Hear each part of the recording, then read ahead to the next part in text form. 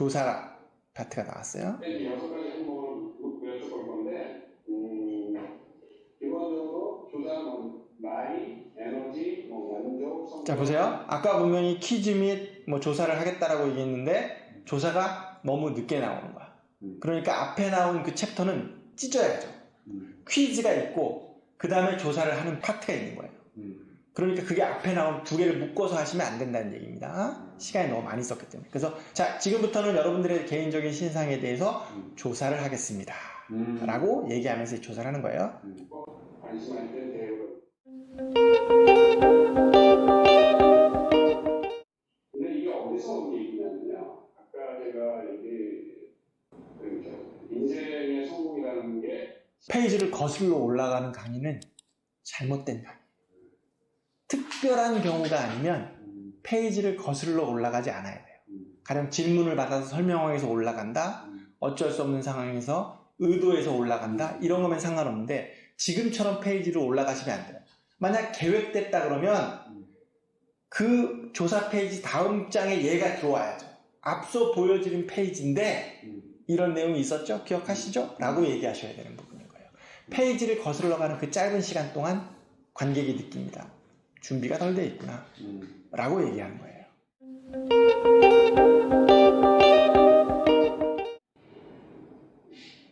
어떻게 생각하세요? 에너지 하나 되세요?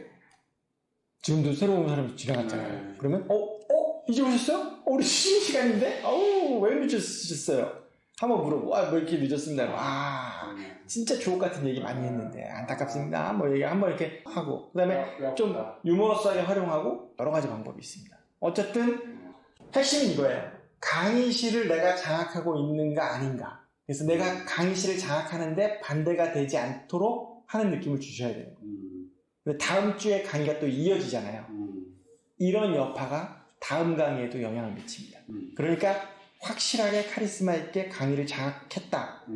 다음번에 늦으면 곤란해. 라는 무언의 압력 내지 경고가 아주 유머러스하게, 아주 자연스럽게 주어질 필요가 있습니다. 예. 자, 보세요. 1시간 54분 요 기점으로 해서 급격하게 다운됩니다. 체력이 이제 떨어진다는 거예요. 이제 후반으로 가셔서 보시면 눈 찡그리는 횟수도 많아지고 혀도 꼬이고 목소리도 점점 줄어들면서 본인이 힘들다라는 느낌이 전달되는 시기가 조금 있으면 와요. 그래서 지구력 훈련을 좀 하셔야 된다라는 얘기를 드린 겁니다. 설문조사에 10분을 쓰시는 거예요. 설문조사 시간 10분을 썼으니까 그냥 손 들고 했던 사람들 갑자기 모아서 본인이 또 막 분석해서 그걸 또 발표하는 시간을 갖고 해야 되니까 굉장히 부담되죠. 이거는 시작할 때 받고 쉬는 시간에 취합하고 정리해서 다음 시간에 설문조사가 나왔을 때 여러분의 성향은 이렇게 됐습니다 라고 분석하거나 이런 부분이 돼야 돼요. 지금 너무 이제 지루해진 거죠. 강의의 흐름이 완전히 끊겼어요. 쭉 가다가 갑자기 설문조사 한다고 웅성웅성 되면서 뭐 손 들어보세요 어쩌고저쩌고 하면서 그다음에 취합하더니 내용 발표합니다. 앞에 강의하던 템포와 강의하던 패턴에서 완전히 벗어난 패턴으로 지금 이제 수업을 진행하시는 거예요. 그러다 보니까 본인도 당황하고 점점 템포가 느려졌죠. 그래서 막 그러니까 이제 여성분이 더 많은데 그러니까 이제 성향을 조금 얘기하는 거예요. 그러니까 이게 맞다는 얘기가 아니고 일종의 이렇게 하나의 이제 아바타를 만드는 거예요. 여성이면서 자, 그 다음에 또 하나 힘이 들고 그 다음에 좀 이제 좀 당황하고 이제 좀 그러다 보니까 동사 부분에 대해서 뭉개기 시작하는 부분이 발생합니다. 한 거예요. 그러니까 동사를 제일 세게 한 겁니다.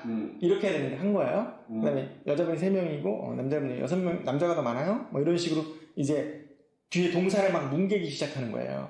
이거는 고치셔야 되는 거고 이것도 쉽게 고쳐지지 않는데 사실 저도 그러거든요. 저도 유튜브 찍을 때 빡차 싶으면 동사를 뭉개고 나가는 경우가 되게 많아요. 이거는 좀 훈련이 필요합니다. 그 다음에 자, 이제 자기가 여태까지 강의한 내용을 한번 묶어주는 거예요. 이제 1시간 지났으니까 내가 무슨 얘기를 했다라고 묶어주는데 무슨 얘기를 하는지 알 수가 없어. 막 장황하게 얘기하니까. 처음에 저에 대해서 소개를 했습니다.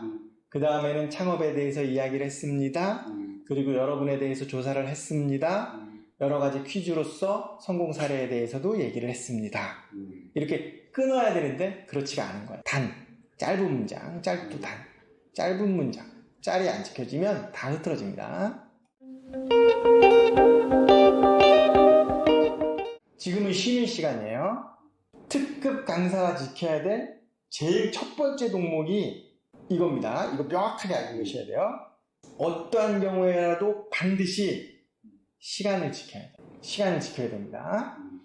여기 앞에 어디 강의를 가거나 뭘 보시면 항상 시계가 보이는 곳에 있을 거예요. 이 강의실에도 옆쪽에 시계가 크게 붙어 있죠. 강의하러 들어가셔서 제일 먼저 해야 될 일은 그 시계가 맞는지 안 맞는지 체크하시는 거예요.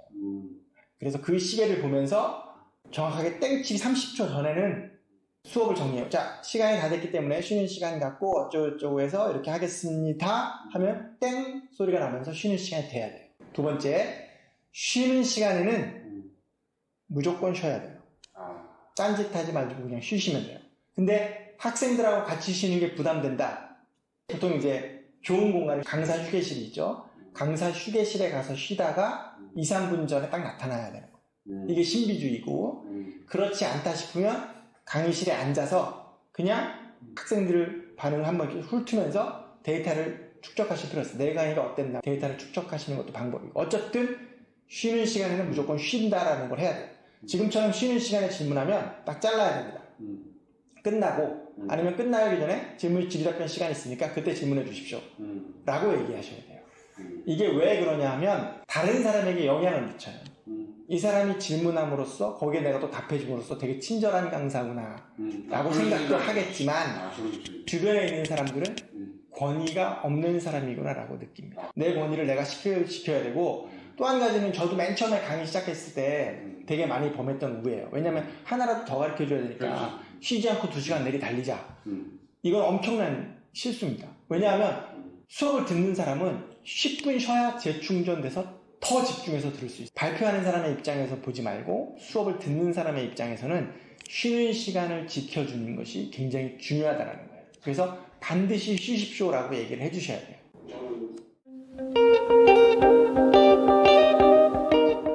쉬는 시간에 대화할 때는 깜빡임이 거의 없는. 자, 보세요. 사석에서 말 잘하시는 분들은 엄청나게 많아요. 근데 이분들이 다 무대에 세웠을 때 말을 잘하느냐? 그렇지 않습니다. 그런데 무대에서 발표를 잘하시는 분들은 사석에 내려와서도 역시 말을 잘하세요. 그렇게 놓고 보면 어떤 사람이 되는 게 맞냐? 무대에서도 발표를 잘하는 사람이 돼서 사석에서도 말을 잘하는 사람이 되는 게 맞다라는 거예요. 사석에서 내가 말 잘하는 것이 특별한 게 아니라는 거예요. 왜냐하면 그런 사람은 엄청나게 많거든요. 무대에서 어떻게 하면 더 잘할 수 있을지에 대한 고민이 필요하다. 심리적인 부담을 더 덜으신 거예요. 그래서 이제 편안하게 말씀하시게 되는 부분이고, 그 다음에 또 한 가지는 그냥 강의가 이 정도인데 경쟁 프레젠테이션이라면, 돈 놓고 돈 먹는 경쟁 프레젠테이션이라면 얼마만큼의 중압감을 견디면서도 내가 잘 발표할 수 있겠냐라는 거예요. 너는 못 되겠네. 이런 사람들은 진짜 선수고, 그래서 연습하는 방법 자체가 아예 다릅니다. 아예 달라요. 그런데 강의를 하는 정도는 누구나 쉽게 할 수 있어요. 왜냐하면 전문 프로가 아니고 그냥 하는 부분이니까. 링에 올라가는 게 아니니까. 내가 취미로 복싱을 해서 섀도우를 할 수 있을 정도의 역량을 가지는 거기 때문에 누구나 충분히 잘하실 수 있어요. 좀 더 잘하시면 이제 전문 선수도 될 수 있죠. 강의 2시간이면 연속성을 갖는 게 좋을까요? 달락달락 끊어지는 게 좋을까요? 연습성이 아닙니다. 그래? 달락달락 끊어지는 챕터가 나눠져야 머리에 들어와요. 2시간이 통째로 머리에 들어옵니까? 안 들어와요. 그러니까 니네가 뭘 배웠어? 니네는 뭘 알아야 돼? 니네는 뭘 느껴야 돼? 이것만은 꼭 가져가? 라는 게 머릿속에서 계속, 거기 보면 세뇌 효과라고 그러죠. 계속 반복돼서 들어와야 돼요. 지금 이제 1시간 끝났으니까 1시간이 시작되는 거니까 끊어야 되는 거예요. 그래서 아까 1시간 끊을 때 완전히 딱 끊는 느낌을 주고 쉬는 시간을 주고, 그 다음에 또 완전히 끊고 새로운 시간이 왔다라는 얘기를 하기 위해서는 2가지 방법이 있습니다. 전에 1시간 동안 뭘 배웠는데 기억나니? 쉬는 시간 10분 지나면 다 까먹어. 그러니까 전에 뭘 배웠는지 기억나니? 라고 물어보는 거거나, 아니면 전에는 이런 걸 배웠습니다 라고 얘기하거나, 아니면 다시 이제 남은 1시간 동안 우리가 뭐뭐뭐를 배우겠습니다 라는 식으로 챕터를 정해줘서 긴장감을 주셔야 되는 부분이에요. 근데 그런 거 없이 그냥 들어오는 겁니다.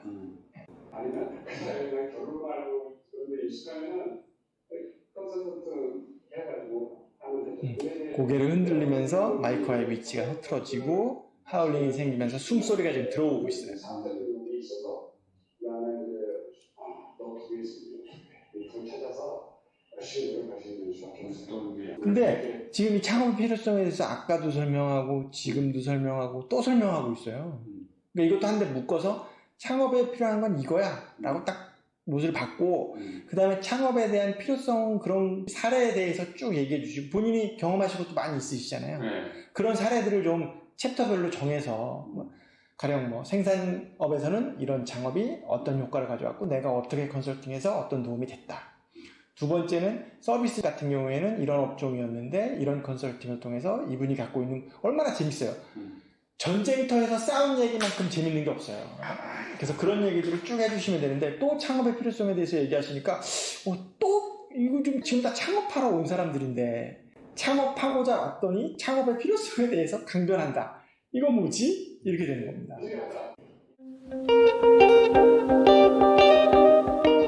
이분들은 엄청 많아요. 저한테 40대, 50대. 웃을 때 숨소리 확 들어온 거 느껴지시죠? 마이크 사용 잘 하셔요. 입학 강사라는 저런 데서 빈틈이 없죠? 네, 없어요. 그분들은 어디서 전문적으로 트레이닝을 자기가 받은 건가? 일단 오랜 경험이 있고 그 다음에는 모니터를 항상 하고 모니터. 본인이 찍은 거 본인이 모니터를 하죠. 항상 보통 이제 그분들은 녹음기를 갖고 다녀요. 자기 강의 항상 녹음합니다. 왜냐하면 이게 사람이 하는 거에다가 컨디션에 영향을 진짜 많이 받거든요. 그러니까 내가 컨디션이 안 좋았을 때 강의가 형편없어질 수 있어요. 그래서 그런 부분에 대한 강의를 좀 많이 하고 잘하시는 분들 강의는 틀리죠. 명성은 높지만 강의는 별로인 경우도 있고 저는 아무래도 좀 내용도 보지만 테크닉이나 뭐 이런 기술적인 파트도 많이 보니까 인상 깊게 하셨던 분들은 다 자기관리가 철저합니다. 일단 시간 쓰는 게 틀려요. 분 단위로 보통 쪼개서 하기 때문에 내가 오늘 말해야 될 내용이 50분, 100분이 딱 정해져 있으면 그 시간이 한 1, 2분 오차 나는 게 굉장히 어려운 거예요. 워낙 꽉 차니까. 그러니까 질문이나 중간에 누가 치고 들어오는 거는 다 수업 끝나고 미뤄야 되는 거죠. 정확하게 얘기해요. 내가 지금 준비한 게 있는데 네가 들어오면 내가 그 시간에 빼야 돼. 녹음은 바로 여기 있는 마이크에 들어오니까 지금 잘 됐는데 마이크를 안 썼기 때문에 이 순간부터는 뒤에 사람 잘 안 들리는 거예요. 제가 안 들렸어요. 그러니까 무슨 얘기를 하는지 알 수가 없어. 근데 맨 끝에 앉았으니까. 자영업자 이런 사람들만 뽑아가지고 저는 이 흐름은 쉬는 시간에 이 사람과 얘기하면서 틀어졌다고 봐요. 쉬는 시간에 본인이 못 쉬었기 때문에 역시 힘을 좀 덜 실게 되는 너무 욕만 해서 당황스러우실 수도 있는데 칭찬 한 가지 하자면 속도는 좋아요. 빠르지가 않아요. 원래 좀 느긋하신 성격인 것도 있는지 모르겠지만 말이 빨라진 적은 없었어요. 이건 큰 강점입니다. 말이 빨라지면 그것도 또 바로 잡아야 되거든요. 이거를 사야 되겠다. 녹음기 사셨잖아요. 녹음기 있어요. 녹음기면 충분합니다. 녹음기면 충분하고 근데 이제 제가 이번에 녹음기를 쓰면서 정말 도움이 됐어요. 왜냐면 이제 뭐 얘기를 해야 되잖아요. 그래서 그걸 갖다가 녹음을 했어요. 그래서 녹음을 한 2번 들었어요. 한 번 하고 그 얘기를 듣고 2번 하고 그러니까 이제 톤은 좀 뭐 그냥 되는데 지금 비디오를 찍으니까 이거 완전 3D로 나오는 거잖아요. 그러니까 이게 입체적으로 모든 단점들이 딱 보여가지고 이거가 저에 대해서 되게 큰 교재가 될 것 같아요. 여러 번 보셔야죠. 여러 번 정확하게. 보면서 네. 제가 또 그 방법도 이걸 활용하는 방법도 제가 네. 알려드리겠습니다.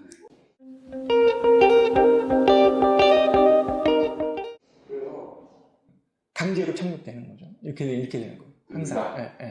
강제로 착륙되는 겁니다. 이렇게 되는데 동사에서 이제 점점 내가 몸이 힘들면 제일 빨리 쳐지는 게 첫 번째가 동사예요. 두 번째가 주어가 생략됩니다.